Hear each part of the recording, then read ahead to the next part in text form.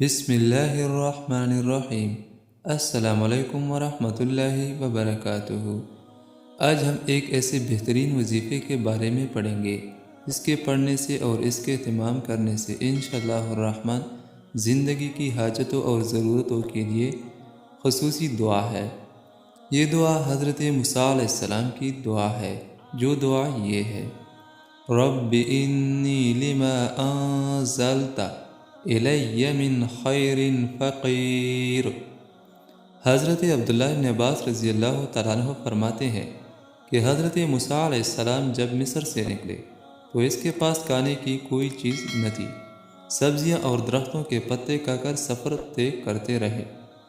جب مدین پہنچے تو بکریوں کو پانی پلا کر سائے میں بیٹھے تو بھوک سے برا حال تھا، تو اس وقت یہ دعا فرمائی کہ میں بھوکا ہوں، کچھ کھانے کو دلا، اور بے آسرا اور بے وطن ہوں، کوئی ٹھکانہ عطا فرما۔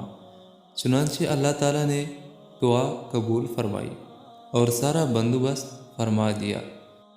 اس دعا کے پڑھنے کا اہتمام کریں، دن میں ایک مرتبہ تو ضرور پڑھ لیا کریں۔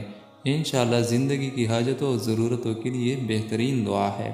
اس دعا کے الفاظ دوبارہ سن لیجئے: رب انی لما انزلت الی من خیر فقیر۔